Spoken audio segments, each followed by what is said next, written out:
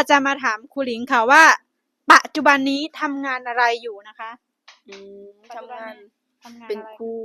ทำ ครูสอน นะ ครูสอน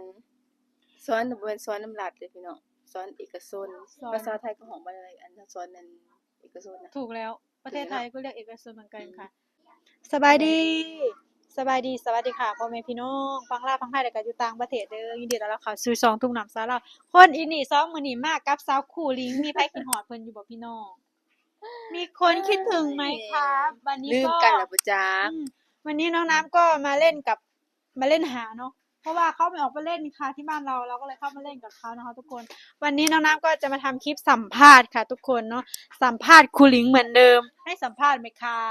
สัมภาษณ์อย่างนี้นะ ก็เรื่องเป็นครูนี่แหละค่ะ เป็นครูอยู่ อ๋อ ประเทศลาวอะไรแบบนี้เนาะ ก็ไม่อยากให้ต้องบอกก่อนนะคะว่าอย่าดราม่านะคะทุกคนเนาะ คุณหลิงพูดไทยได้ไหมคะ พูดได้ค่ะ พูดได้นิดหน่อยค่ะ โอเค พูดได้นิดหน่อย วันนี้นะคะก็จะมาถามครูหลิงค่ะว่า ปัจจุบันนี้ทำงานอะไรอยู่นะคะ อืมทำงาน ทำงาน เป็น อะไร ครู ทำ ครูสอน นะ ครูสอนแต่บ่แม่นสอนนำรัฐเด้อพี่น้องสอนเอกชน สอน ภาษาไทยก็ฮ้องว่าอะไรอันถ้าสอนนั่นเอกชนนะ ถูกแล้ว ประเทศไทย ถูกแล้ว ก็เรียกเอกชนเหมือนกันค่ะ ก็คือตอนนี้ครูหลิงก็ทำงานเป็นครูสอนที่โรงเรียนแห่งหนึ่ง แม่น แห่งหนึ่ง อยู่ในเมือง ในตัวเมือง ในตัวเมือง นครไกรสอนพรหมวิหารแขวงสะหวรรณเขต นั่นแหละจ้า เป็นครูสอนเอกชน คือน้องน้ำอยากจะมาถามคุณครูหลิงค่ะว่า เงินเดือนคุณครูหลิงที่สอนในโรงเรียนเอกชน ปัจจุบันนี้เงินเดือนหนึ่งได้เท่าไหร่คะ ก็บ่หลายเนาะก็บ่หลายประมาณ ก็ไม่เยอะค่ะ ก็ไม่เยอะค่ะ ก็ไม่เย ป อะ ระมาณ ถ้าเป็นเงินไทยก็สิประมาณบ่หลายเนาะบ่ให้ดราม่าตัวนี้เพราะว่า ก็พูดความจริงได้ค่ะครูหลิง ประมาณ 5-6,000 นี่แหละ โอ้ แต่ว่าเป็นเงินลาวเราก็สิประมาณเท่าไหร่ 3 ล้าน ประมาณนั้นพี่น้อง ถูกไหมเธอ 3 ล้านกว่าไหม แม่น ก็คือเงินเดือนคุณครูหลิงสอนที่โรงเรียนเอกชนนะคะทุกคน ปัจจุบันนี้ได้ 6,000 บาท 6,000 บาท แล้วก็ถ้าตีเป็นเงินกีบก็ได้ประมาณ 3 ล้านเท่าไหร่เธอ 3 ล้านห้าบ่ 3 ล้านห้าแสนกีบ ทุกคนฟังแล้ว 3 ล้าน คือหลายแท้คุณครูหลิง 3 ล้านกีบจ้า 3 ล้านกีบจ้ะทุกคน 3 ล้านกีบบ่แม่น3 ล้านบาทเด้อ เข้าใจนะ ก็คือไม่ใช่ 3 ล้านบาทนะคะ ถ้าได้ 3 ล้าน 5 บาทนี่จะมาทำอะไรคะ โอ้ ซื้อรถแล้วเนาะ เพิ่ นี่ น เนาะ สิซื้อรถ แล้วก็ แล้ว ซื้ ก็ อทอง ซื้อทองไว้ทองขึ้นพี่น้องเดี๋ยวนี้นะ ใช่ นั่นแหละ ซื้อทองไว้ ค่ะ ทุกคนเนี่ยคือปัจจุบันนี้นะคะ เงินเดือนครูหลิงได้เท่านี้นะคะ ก็คือถ้าตีเป็นเงินบาทก็ได้ประมาณ 6,000 เนาะ ถ้าเป็นเงินกีบก็ กินตาม 3 ล้าน 5 แสนกีบ แล้วอยากจะถามครูหลิงว่า 1 เดือนเนี่ย คุณ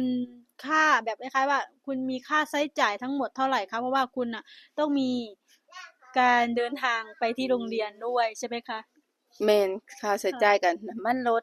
ค่าน้ำมันรถเดือนละเท่าไรคะ ประมาณ 400,000 กีบ เพราะว่า 400,000 เพราะ เดื ว่า อนหนึงประมาณ 400,000 กีบ เพราะว่า ค่ะ ต้องเติมอาทิตย์ละประมาณ 100,000 100,000 กีบ หรือว่า100,000 บาทเด้อพี่น้อง 100,000 กีบเนาะ ค่ะ บางเทื่อก็อาทิตย์ละ80 อ๋อ 80,000 กีบ ก็คือเดือน อาทิ ตย์ ตย์หนึ่งเติมน้ำมันมอเตอร์ไซค์ค่ะทุกคนไม่ใช่รถใหญ่นะ อาทิตย์หนึ่งก็ประมาณ150 บาท ถ้าเป็นเงิน เพราะว่าน้ำมันเราก็ขึ้นแน่เนาะ ใช่ ก็คือถ้าเป็นเงินบาทก็ประมาณ 150 ถ้าเป็นเงินกีบก็ประมาณ 100,000 อะทุกคนเอาแบบอาทิตย์หนึ่งสรุปก็คืออาทิตย์ละ100,000พี่น้องค่าน้ำมันเนาะ แล้วเดือนหนึ่งคุณครูหลิงเนี่ย ได้เงินเดือน 3 ล้าน 5 ใช่ไหมคะ แล้วคุณครูหลิงใช้เดือนหนึ่งไปทั้งหมดเท่าไร แล้วเหลือเก็บเท่าไรคะ เว้าเรื่องเก็บนั่นบ่อยากมี เก็บเอาไว้ที่ไหนคะ เก็ คุ บ ณ ไว้ในความทรงจำจ้ะ อ๋อ เก็บไว้ตามห้านค้า ก็คื ตามห้านขายของ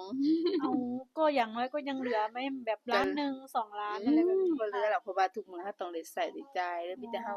ซื้อมีแต่ของก็แพง ค่ะ เข้าตลาดเทื่อหนึงนี่ขนาดซีนหมูนี่โลหนึงก็ยังแสนหนึ่งเลยแสนกีบน่ะ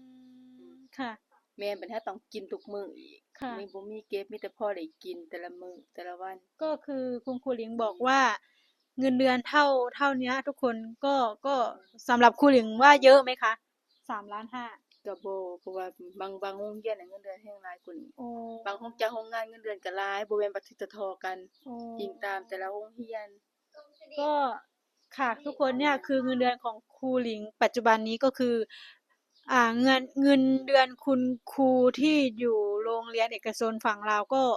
จะประมาณนี้แล้วก็แต่บางแต่ละโรงเรียนแต่ละโรงเรียนก็ไม่เหมือนแม่กันนบางโรงเรียนก็หลายบางโรงเรียนที่เขาเรียนภาษาโรงเรียนจีนที่แบบแม่นเรียนใหญ่แน่โรงเรียนใหญ่เรียนใหญ่หน่อยก็สิแบบเออหลายก็เยอะแต่บ้านค่ะโรงเรียนนั้นแบที่บข้อยสอนก็คือแบบโรงเรียนบ่ใหญ่ปานใดไม่ใหญ่เท่าไหร่โรงแม่เรียนนไม่ใหญ่ไม่เล็กค่ะทุกคแม่นนพอดีแล้วแบบคล้ายๆว่าคุณครูหลิงสอนอยู่โรงเรียนแห่งนี้นานหรือยังคะ ประมาณ5ปีโอ้โหทุกคนอยากจะบอกแห่งนี้5 ปีแรกๆที่ครูหลิงไปสอนนี่เงินได้เงินเดือนเท่าไหร่คะบ่หลายประมาณแตะกี้ตอนเริ่มต้น5ปีแรกล้านห้าๆอ๋อแรกแม่ๆนล้านห้าก็เริ่มไปทำอิฐนะโอ้แรกๆก็ล้านห้านะคะทุกคนพออยู่มาประมาณ5 ปีตอนเนี้ยก็ถือว่าเงินเดือนขึ้นทุกปีใช่ไหมคะครูหลิงแม่นปีละ100,000 200,000นี่แหละบ่อืหลายม200,000 2-300,000กีบได้ 200,000 3กีบ2-300,000กีบเด้อ 200,000 สาม300,000กีกีบบ่แม่นบบ่แม่น2-3 แสน2-300,000บาบาททเด้อทุกคนเด้อคือฟังเป็นแสนแม่นเป็นล้านแล้วรู้สึกมันเยอะใช่ไหมคะแต่ความจริงแม่นแต่ความมันจริงไม่เยอะนะคะ แม่นค่าของลาวกับไทยเงินไทยกับเงินลาวหั้นนะแบบนี้ใช่เงินตอนเนี้ยคือเงินลาวอ่อนค่ามากใช่ไหมคะครูหญิงใช่เครื่องของกินที่อยู่ประเทศลาวแพตอนนี้ก็งแพงค่ะทุกคนแพงคืออยากจะบอกว่าเงิน3,000,000น่ะคุณครูหญิงใช้ถึงเดือนไหมเอาอย่างงี้แล้วกันถ้าถามเขาแล้วว่าเดือนส้นเดือนก็คือถ้าเดือนส้นเดือนแบบก็ลิ้นรนอืมถ้าต้องแบบว่าบ่ใส่จ่ายฟุ่มเฟือยบ่ซื้อแบบแนวที่บ่จำเป็นเราก็บ่ซื้อหั้นนะประหยัดเอาค่ะว่าบ่แม่นว่าสิประหยัดจนเราบ่มีแนวกินอ๋อเรื่องนี้อยู่การกินเราก็กินกินเต็มแต่ว่าที่เราบ่ไปซื้อของฟุ่มเฟือยขอ๋อองที่เราบ่จำเป็นอ๋ว่าอซั่นซะเราก็บ่ซื้อค่ะแม่นเห็นแม่นว่าเห็นคนอื่นซื้อนั่นซื้อนี่เราก็ซื้อบ่แม่นค่ะคุณครูหลิงคะคุณครูหลิงคิดอยากจะไปทำงานที่ประเทศไทยไหมคะเพราะว่าคุณครูหลิงบอกว่าอยู่ลาวเป็นครูเงินเดือนน้อยมากเลยเดือนหนึ่งก็คือไม่มีเก็บเลยเดือนหนึ่งก็คือถ้าได้เงินเดือนมาก็คือใช้เดือนชนเดือนใช่ไหมครูหลิงไม่มีเก็บเลยเหรอคะจริงๆหรือเปล่าว่าคุณไม่มีเงินเก็บโกหกหรือเปล่าคะอาก็ ก็ก็บอก FC สิคะบ่มีก็มีอยู่ล่ะพอได้ใช้หั้นโอ้ นะแต่ก็บ่แม่นว่าสิเก็บหลายเพราะเงินเดือนเราบ่หลายเด้ค่ะแล้วแบบนี้คุณแม่นครูหญิงอยากไปทำงานที่ประเทศไทยไหมคะอยากไปกล้าไปไหมก็ไปนั่นแหละคันมีงานจริงเหรอคะเพราะว่าได้ยินครูหญิงบ่นอยู่นะบอกว่าอยากไปทำงานที่ประเทศไทยแล้เงินเดือนวประเทศไทยเยอะเยอะก็เลยอยากไปแต่ว่าใช่ไหมสมมุคะติว่าหมื่นปลายแต่มาตกเป็นเงินเฮาก็หลายล้านนะ6-7 ล้านนะพี่น้องกีเนาะบเลยนี่แหละทุกคนคือแม่นเงินเดือนครูนะคะที่อยู่ประเทศลาวเนาะอันเนี้ยคือเป็นครูเอกชนนะไปอยู่แต่ว่ายากบ่มีผู้อยู่เฮือนเนี่ยคือเหตุแม่ผลนค่ะทุกคนนี่คือเหตุผลไม่มีของเขานะไม่มีใครอไม่ยู่มีไม่มีคนมีอยู่คนบ้าน เดียวแม่นก็คือไม่มีคนอยู่บ้านน้องสาวก็อยู่กับแฟนเขาอยู่ประเทศประไทยเทศไทยก็คือกุหลิงอะมีพี่น้อง2 คนเนาะแม่นเนี่ยเขาเป็นพี่สาวคนโตแล้วก็เขามีบ้านนะหลังนึงแล้วก็พ่อเขาอ่ะแม่เขาก็เสียแล้วก็พ่อเขาก็ไปมีเมียใหม่อยู่อีกหมู่บ้านนึงแล้วก็เขาก็อยู่กับป้าใช่ไหมเธอใช่อยู่กับป้าตอนเนี้ยก็คือเนี่ยเหตุผลที่เขาไปถามว่าไม่ได้ก็ถามว่าไปคือแบบเนี้ยก็คือแบบเราต้องป๊าเลยนี่ทุกอืสิ่งมทุกอย่างในเรือนเฮาใช่บ่ถ้ามีผู้ดูแลค่ะใช่แม่นค่ะทุกคนก็ ยากใช่เนี่ยคือเหตุผลของครูหลิงนะแต่แม่นเอาจริงๆเขาก็อยากไปอยู่แต่เนี่ยคือเหตุผลของเขาก็คือมีอะไรที่ต้องดูแลอยู่ในบ้านแม่นะคะนทุกคนถามว่าไปอืมก็คือสิถ้า